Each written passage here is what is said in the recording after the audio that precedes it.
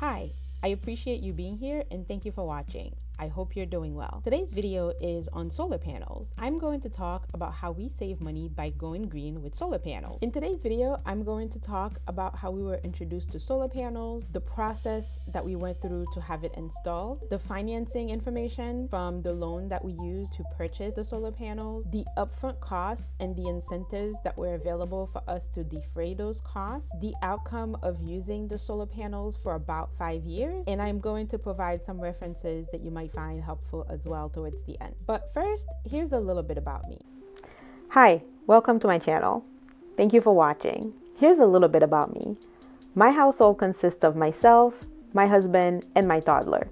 My mom also lives with us, but she's not included in our finances. We live in a high cost of living city in the Northeast. My husband and I both went to graduate school, but fortunately, we no longer have student loan debt. I work in banking and he works in aviation. I take care of the family's finances and I love my role as the self-appointed CFO. I love to talk about all things money, whether it's investing, saving, or making money. I look forward to sharing a wealth building journey with you. I look forward to getting to know you, and I hope you enjoyed this video.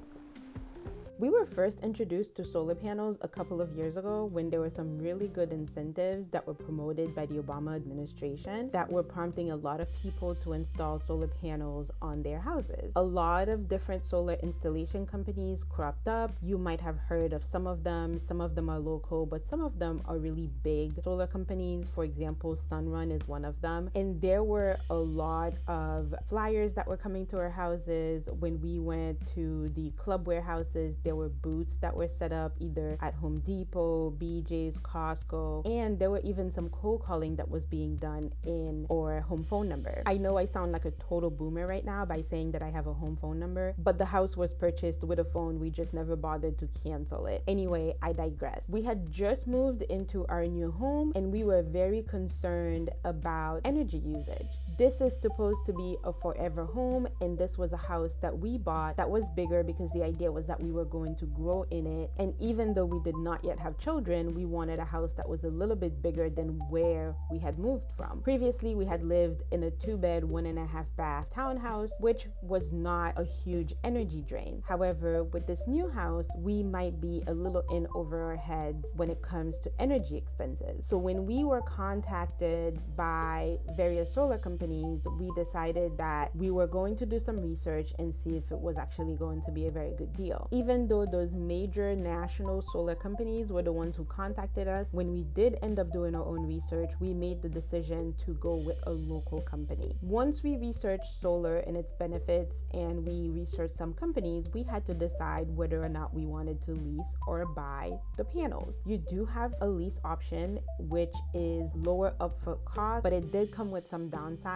which we felt were deal breakers for us. So we decided lease downside were not in our favor and we would have a better outcome if we went and purchased them instead. Some of the lease characteristics that we felt that we were not okay with included the fact that you do not own the system. You don't really get free energy even in the high production days. You end up paying for the energy anyway. The only benefit that you get is paying a discounted cost. In the short term, it might be a little bit beneficial, but since we were going to reside in the house and grow into it for the foreseeable future, we wanted to maximize our potential and we wanted to be in a position that we own the energy that we were producing. Another issue with this is you have the potential to miss out on incentives because you don't own the panels. The company that you allow to put the panels on your roof get all of the tax credits as well as the SRECs. I want you to hold that thought for just a minute because I will explain what an SREC is later on in the video. Not to mention that leased solar panels do not add value to your house. Because you don't own them, if you're selling your house, a lot of appraisers actually exclude them from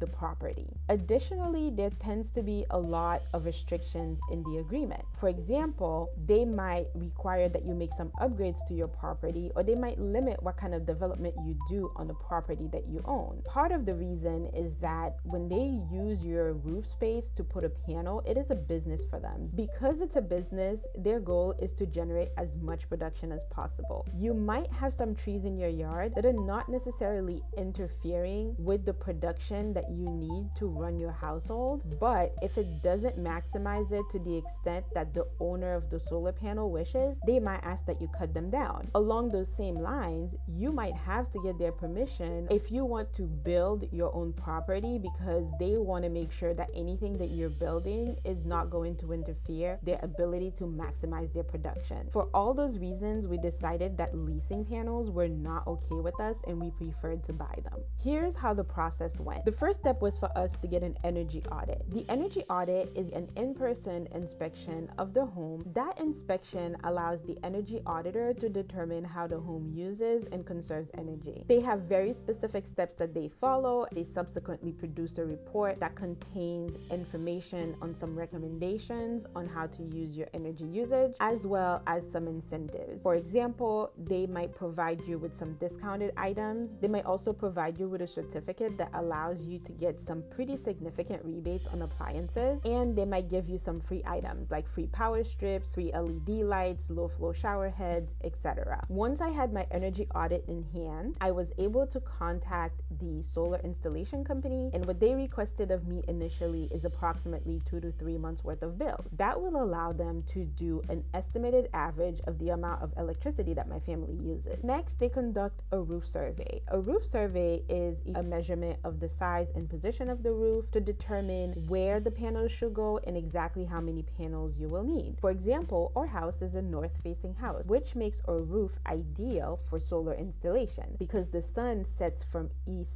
to west. As a result, we were able to maximize the quantity of panels needed without making any of it visible from the front of the house. If you drive up to my house right now, you have no idea that I have solar panels. They're only visible from the backyard. A combination of the roof survey and the average monthly electricity usage allows them to estimate a number of panels based on the size and kilowatt hours. Ultimately, they estimated that my roof could fit enough panels to cover 98% of my monthly coverage. Using that formal quote and the energy audit report, I was able to apply to a subsidized loan program that was available in my state. For the loan, we ended up having to do a $1,000 down payment, and that was the only upfront money required. The full amount remaining was able to be financed. Given the fact that the loan was subsidized, we were able to receive some pretty favorable terms, a 2.5% APR fixed over the course of 10 years, which were secured by the panel. They were not secured by the house, and the lender completed a UCC filing for the lien. There were no prepayment penalties, but we were allowed to only recast the loan once at no cost. Recasting is when you make a lump sum payment towards the principal balance, and then the lender re-amortizes the loan using the lower balance, which oftentimes will result in either a shorter loan term, more often than not, a lower monthly payment, or some combination of the two. As of the time that I'm making this video, the status of the loan is that it is currently paid in full after approximately 5 years. For the installation process itself, there were final measurements to confirm that the initial estimate was correct. There was also an engineering survey that was conducted to ensure the integrity of the roof. We might have been in a position where we needed additional reinforcement, which is something that would not have been covered by the loan, but thankfully that was not necessary. Once the engineer signed off on that, the installation company was able to apply for a building permit, and then the installation began. Fortunately, we had some good weather because it was in the summertime, and the total time from start to finish was approximately 7 to 10 days. Now here's the fun part, the money side of things. If you are enjoying this video so far, don't forget to hit the like button so the algorithm knows that it's good, and of course subscribe for more content. If you think any of the information that I provide here might be helpful to somebody else, be sure to share it with them. The total cost of solar panels, which includes installations, panels, inverter, and warranties, were $39,000. As I stated, we paid $1,000 up front and $38,000 was financed. As far as the incentives, there were both federal and state incentives. As always, federal incentives tend to be much more generous. At the time that we installed the panels in the summer of 2016, there was a 30% non-refundable tax credit, which totaled $11,700. Although it is a non-refundable tax credit, the unused amount does carry over into future tax years until you fully deplete it. As I mentioned, our installation was in the summer of 2016. At the time that I'm recording this video, the incentives have changed. If you are installing your panels between 2022 and 2023, the tax credit is 26%. If you are installing it after 2023, the tax credit drops to 22%. In addition to the federal credit, we received a state tax credit of $1,000. After accounting for all of the credits, the net cost dropped to $26,300. But tax credits are not the only incentives available. There are a series of credits called Solar Renewable Energy Credits, referred to as SRECs. Unfortunately, those are not available in all states. They are available in my state of Massachusetts. It is certainly worth the time to research if those are available to you, because SRECs are pretty attractive. 1,000 kilowatt hour that is generated is equal to 1 SREC. Fractional shares are carried over until the next quarter, and you are able to sell this out into the open marketplace, where you receive the equivalent of $100 to $300 per SREC, depending on a combination of supply and demand, as well as your state regulations. Personally, we have averaged $200 to $350 a month in SRECs income since the solar panels have been installed. Those are paid out over a period of 10 years. We are 5.5 years into it, and I have consistently gotten pretty sizable checks ever since the solar panels have been installed. I have received checks as high as $1,200 or $1,400 for high production months over the course of the summer. On the low end, using the $200 a month estimate, I value the SRECs at $24,000. The SRECs payment alone effectively wipe out the net cost of the panels after the government tax credits. But how did that change my monthly bills? Let's talk about the results. Before we get started, I need to provide a little bit of context. We are a household of 4 people. We live in a 3,100 square foot home, and we have an electric range, meaning that every time we cook, we do not use a gas stove, we use electricity. We also have central AC, which we use in the summertime, and given the pandemics, my husband and I both work from home. Between the 4 of us, that means there is always somebody home, and while we try our best to be mindful of our energy usage, but the reality is, given that there's always someone at home, no matter how mindful you are of your energy consumption, you can only lower it so much. I want to give you one more piece of information before we go into it. When you get solar panels, you have an option of using something called net metering. Net metering is when property owners are allowed to send electricity that is generated by their solar panels back onto the grid. When you do that, you have the ability to receive credit on future electric bills for any excess energy that is produced by the system that you do not use. Net metering means exactly what it sounds like. It is the difference between what you produce and what you use, and sometimes if you look at your meter, it literally goes backwards. In the spring and the summer, we end up with very low to no electric bills when production exceeds usage. That's because the days are longer and the sun is out for up to 12 hours at a time. And because we continue to put effort into managing our energy consumption, production often exceeds usage. In the fall, the excess production that we get from the spring and summer roll over to cover the fall usage.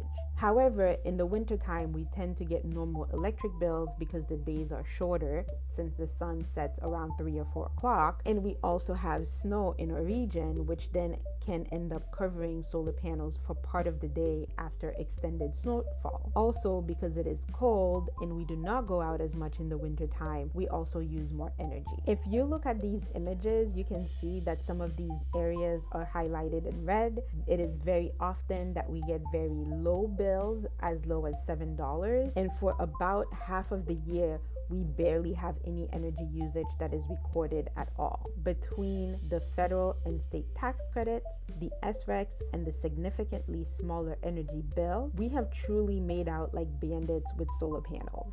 At this point, saying that they are free would actually be understating the benefits. I would say that at the end of the first 10 years, we will be more in a position to say that we have made money off of them. As promised, here are some additional sources of information that I think might be helpful to you. The IRS incentives website, as well as the EPA website that discusses the SRECs. Those will be linked in the description box down below. Let me hear it. What do you think of solar panels? What do you know about them? Have you ever considered them for yourself? And is there anything in this video that I mentioned that surprises you? Let me know in the comment section below. I would like to continue sharing my thoughts on all things money with you. So I would appreciate it if you could help out the channel by liking this video and sharing it with anyone you think might benefit from it. If you want to see more content, be sure to subscribe and hit that notification bell so you can know when new videos come out. I'll see you in the next one.